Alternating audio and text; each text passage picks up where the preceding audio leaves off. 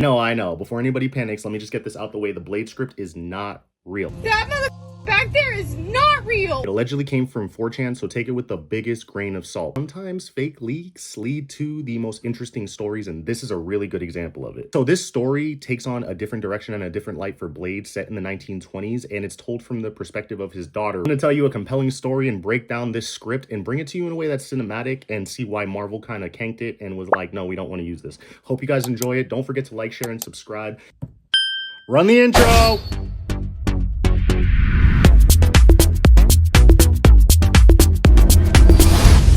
The story opens up in the 1920s. It's told from Blade's daughter's perspective. Blade's daughter's name is Zora. It begins with Zora witnessing her mother being killed by a pack of vampires led by the main villain, Aaron Thorne. A big part of this script is that the vampire fathers pass their vampirism to their kids. Thorne is the son of one of the vampire elders who was recently killed by Blade, and the other elders have denied him his father's position, since he's a half-black bastard.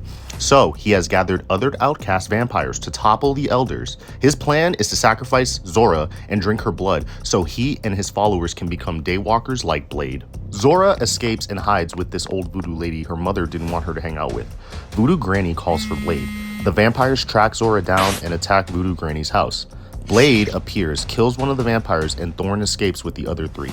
Blade shows up later. Zora finds out Blade is her father. Voodoo Granny tells Blade that Zora is not safe. Blade takes Zora away, and Voodoo Granny gives her a silver locket before they leave. Blade then drives Zora to the estate of Quincy Harker, a wealthy descendant of Johnny Harker, whose family finances vampire hunts for generations.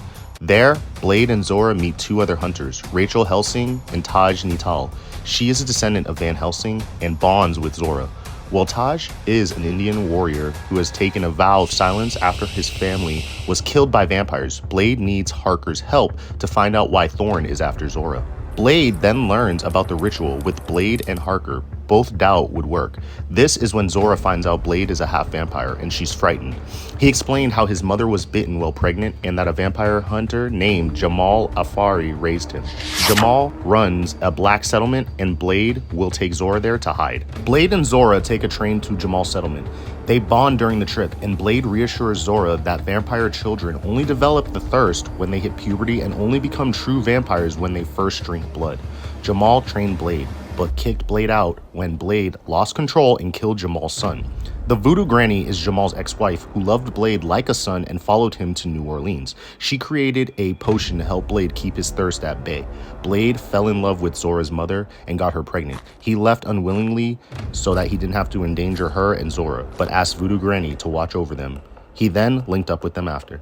At this point in time, Thorne and his men attack the train, leading to a big action scene where they hunt Blade and Zora through the car. Blade kills another of Thorne's followers and has a fight with Thorne before escaping with Zora as the train derails. They reach the settlement. Blade has a tense reunion with Jamal, but he agrees to shelter them. Zora learns Blade's plans to leave her behind with Jamal and resume his crusade, and is sad.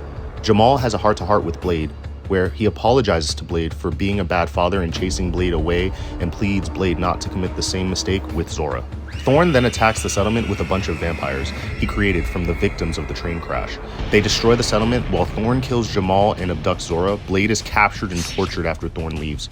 Rachel and Taj arrive, kill the vampires torturing Blade, and rescue him. They go back to Harker's house to figure out where Thorne could have taken Zora. There, Blade connects the dots and figures out Harker sold him out to Thorne. That's how Thorne located them on the train and later on in the settlement. Harker realizes they can use Thorne to wipe out the elders and then kill Thorne and his followers. Zora's life is an accessory sacrifice. Since the ritual won't work, Blade, Rachel, and Taj cut ties with Harker and leave him behind to rescue Zora. Harker later kills himself out of shame. Blade, Rachel, and Taj attack the temple where Thorne is preparing to sacrifice Zora. Take out Thorne's followers and we get a fight between Blade and Thorne, Rachel and Thorne's henchwoman, and Taj and Thorne's henchmen. Taj is killed in the fight and dies in Rachel's arms, while Thorne gets the upper hand on Blade until Zora stabs Thorne with the silver locket, allowing Blade to catch his second wind and push Thorne towards the rising sun, where Thorne bursts in the flames. The vampires had destroyed Blade's spare potion earlier, so he begins to succumb to the thirst and go feral, but Zora manages to get through and get him to control himself long enough for her to make some more potions she learned from Vanny Guru, of course. Rachel inherits Harker's fortune and keeps financing vampire hunters. Blade and Zora return to New Orleans and reunite with Voodoo Granny. Zora realizes she can't stay with Blade because it's dangerous, and they part ways, with Zora staying with Voodoo Granny and Blade watching over her from the shadows. Then, we get a montage of Zora growing old, using Granny's potion to keep her thirst at bay. She never becomes a full vampire, ages like a normal person, marries, has kids, and dies at an old age of 90. Blade attends the funeral and has a brief interaction with his granddaughter, who doesn't know who he is. He says he's an old friend of the family before walking back into the shadows.